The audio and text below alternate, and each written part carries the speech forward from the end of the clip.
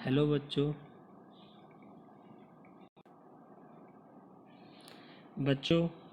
इससे पहले मैंने अभी तक रिफ्लेक्शन ऑफ लाइट के विषय में बताई है और रिफ्लेक्शन ऑफ लाइट के बेस्ड पर जो भी न्यूमेरिकल है वह लास्ट पीडीएफ में आप लोगों के पास भेजा है।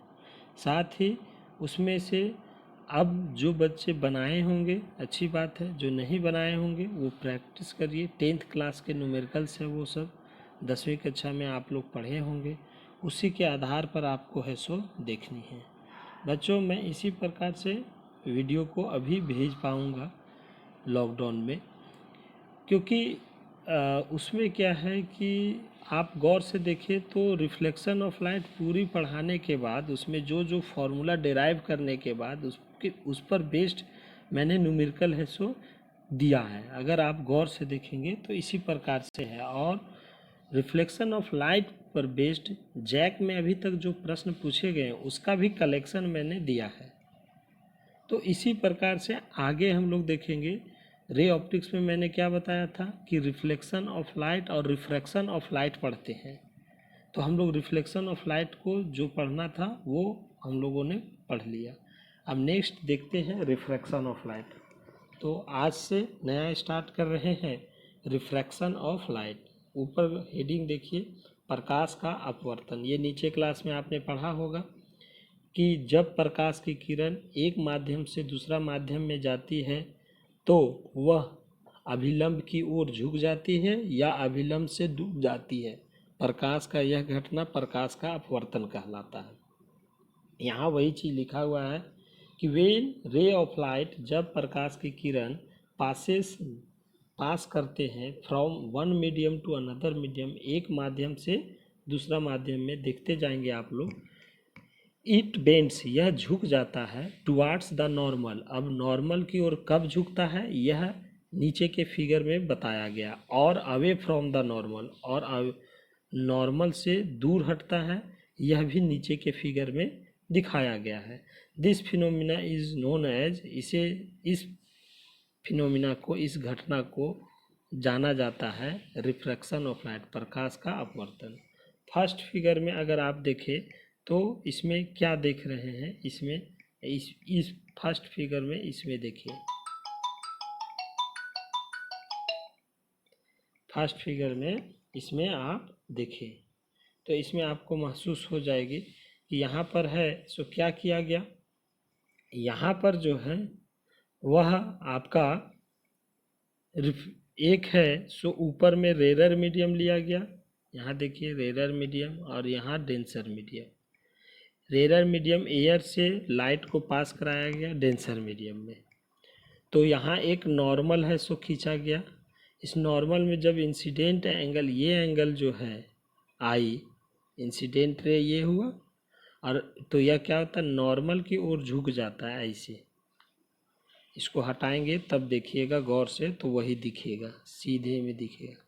देखिए थोड़ा सा झुका हुआ आर को दिखाया गया है, तो वह नीचे वाला के लिए अभिलंब नीचे होगा, ऊपर वाला के भाग के लिए अभिलंब ऊपर होगा। उसी प्रकार से दूसरा फिगर में देखिए कि ऊपर में अबर कर दिए क्या, डेंसर मीडियम, और नीचे में कर दिए रेरर मीडियम। डेंसर मीडियम का मतलब और रेरर मीडियम का मतलब आप जानते हैं कि जहाँ नंबर ऑफ पार्टिकल्स अधिक होंगे किसी दूसरे मीडियम के तुलना में तो उसको डेंसर कहा जाता है। जैसे यहाँ एयर से ज़्यादा कहाँ पार्टिकल्स हैं, वाटर में, इसीलिए वह डेंसर कहला रहा है, यह रेरर। इसी प्रकार से रेरर और डेंसर को कंपेयर करते हैं और प्रत्येक बार जो है वह दो ही में कंपेयर किया जाता है।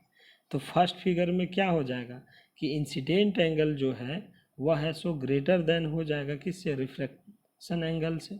तो वही है सो यहाँ दर्शाया गया है। और दूसरा फिगर में क्या हो जाएगा, रिफ्रैक्शन एंगल है सो क्या हो जाएगा, वह है सो बड़ा हो जाएगा इंसिडेंट एंगल से। यहाँ पर क्या हुआ है, यहाँ पर इस प्रकार से अगर देखें तो ये जो आया, ठीक है, इंसिडेंट एंगल ये दूर हटेगा। देखिए यहाँ से ये दूर दिखा रहा है इसे, ठीक है, तो इसको रिफ्रैक्शन एंगल कहते हैं।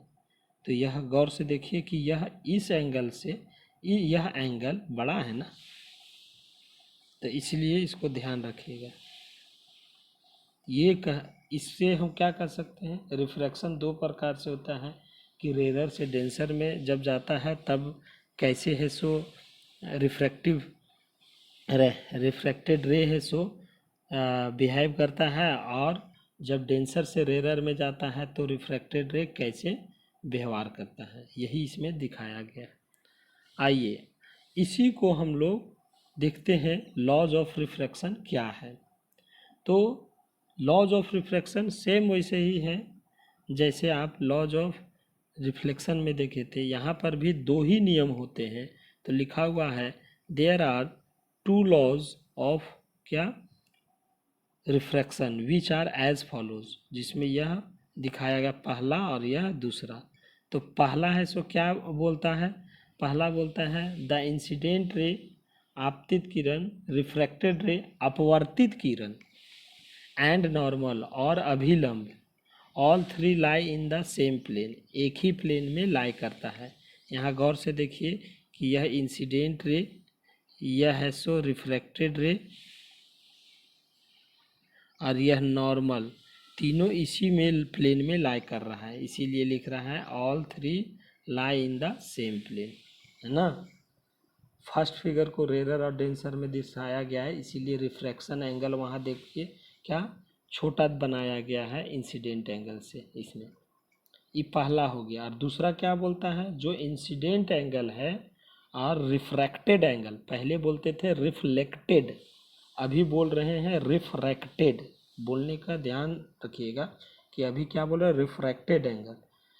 इन दोनों का बोला गया कि द रेशियो ऑफ, जो अनुपात होता है, रेशियो ऑफ साइन एंगल, दूसरा नियम में देखिएगा यहाँ पर, दूसरा नियम मतलब यहाँ पर है सो गौर से देखिए, the ratio of sine angle of incidence, अनुपात होता है साइन कॉस, आप पढ़े ना टेन, उसका ही साइन बोल रहा है, साइन एंगल ऑफ इंसिडेंस, यानी आपतन कोण की जया to the sine angle of refraction, है ना, मतलब अपवर्तन कोण की जया का जो अनुपात होता है, अनुपात, ठीक है, ऑलवेज हमेशा जो है क्या होता है, कांस्टेंट होता है, नियत होता है, इज नोन एज, उसी को जाना जाता है रिफ्रैक्टिव इंडेक्स।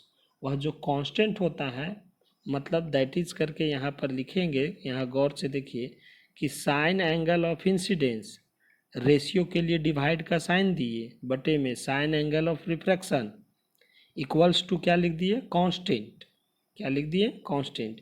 इसी को कहा जाता है क्या, रिफ्रैक्टिव इंडेक्स।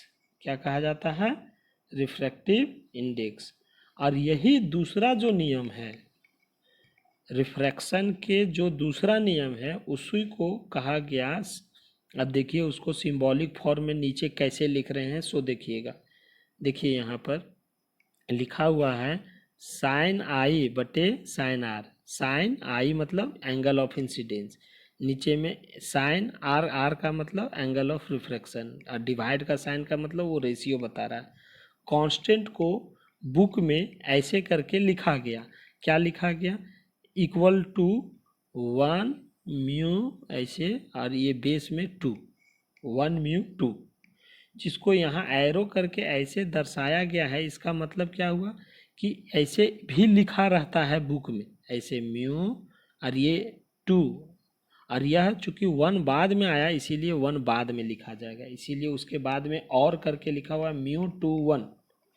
और किसी किसी बुक में म्यू के जगह में एन भी लिखा रहता है, इसीलिए यहाँ पर लिखा हुआ है, इसको ये ध्यान रखिएगा, है ना। उसको गौर से एक बार देख लीजिए, चूँकि इसी का इस्तेमाल होगा पूरा बुक में, पूरा में मतलब लास्ट ऑप्टिक्स तक इसी का इस्तेमाल होगा लिखने का।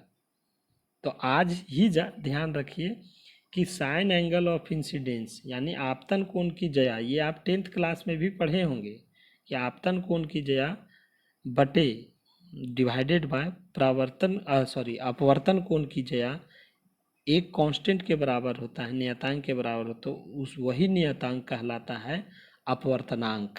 उसे क्या कहते हैं, अपवर्तनांक। नीचे क्लास में का बुक होगा 10th क्लास का, तो आप उसमें देख लीजिएगा और अच्छी से समझ में आ जाएगी।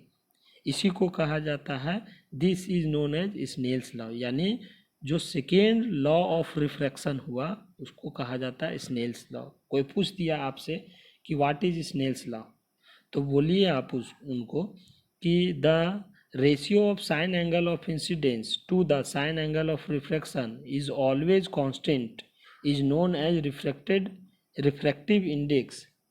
This law is known as Snell's law. चूँकि यह स्नेल के द्वारा दिया गया था इसीलिए यह स्नेल्स लॉ कहलाता है। नीचे आप गौर करने वाली बात है कि यहाँ क्या लिखा हुआ है, वेयर 1μ2, इसको क्या पढ़ते हैं 1μ2। अब आपको पढ़ना कैसे है देख लीजिए, लिखा हुआ है refractive index of second medium, यानी जो बेस में लिखा रहता है 1μ2 ऐसे है। तो बेस में जो पहले लिखा रहता है, इसको गौर से देखिए इसको कि 1μ2, तो लिखाएगा इसके लिए क्या बोलते हैं, रिफ्रैक्टिव इंडेक्स ऑफ। उसके बाद कहाँ बोलते हैं, नीचे वाला को, of second medium with respect to, के सापेक्ष किसका, तब आते हैं फर्स्ट मीडियम, ऐसे बोला जाता है। तो उसी प्रकार से आप देखिए नीचे लिखा हुआ है 1μ2, तो क्या पढ़ाएगा, refractive index of second medium, चूँकि 2 नीचे है, विद रिस्पेक्ट टू किसके सापेक्ष, फर्स्ट मीडियम। और या तो इसी को लिखिए कि अगर हम लोग यहाँ थोड़ा ये गलती से लिखा गई है, यहाँ पर इस जगह ऐसे लिखाएगी, इस जगह पर ऐसे रिफ्रैक्टिव ऐसे 1 और यहाँ 2 गौर से ऐसे लिख लीजिएगा, ठीक है। मैंने इसको बोला ऐसे, वहाँ गलती लिखा गई है, टाइपिंग मिस्टेक है। तो लिखिए उसको आप कैसे पढ़ेंगे, देखिए इसको पढ़ेंगे refractive index of first medium with respect to second medium, यही पढ़ाएगा। तो वही देखिए नीचे लिखा हुआ है क्या लिखा हुआ है, refractive index of first medium. चूँकि बेस में 1 है, इसको देखिए यहाँ पर 1 नीचे है, इसको ई गलती से लिखा गया है, ई गलती से यहाँ लिखा गया है, ठीक है, कि refractive index of first medium with respect to second medium, है ना। नेक्स्ट क्लास में देखेंगे रिफ्रैक्टिव इंडेक्स कितने प्रकार के होते हैं, है ना। थैंक यू बच्चों। नेक्स्ट वीडियो में हम लोग देखेंगे कि अब रिफ्रैक्टिव इंडेक्स कितने प्रकार के होते हैं, टाइप्स ऑफ रिफ्रैक्टिव इंडेक्स, अपवर्तनांक के प्रकार। आप नीचे क्लास में 10th क्लास के बुक को देखिए, जो जिस मीडियम से पढ़ के आए होंगे, मतलब जैक बोर्ड से हिंदी मीडियम में होती है पढ़ाई, नीचे क्लास में सीबीएसई बोर्ड से इंग्लिश मीडियम में होती है। तो आप 10th क्लास का बुक को देखिए और अच्छे से समझ में आएगी, है ना। नेक्स्ट क्लास में हम लोग टाइप्स ऑफ रिफ्रैक्टिव इंडेक्स को शुरुआत करेंगे। Thank you.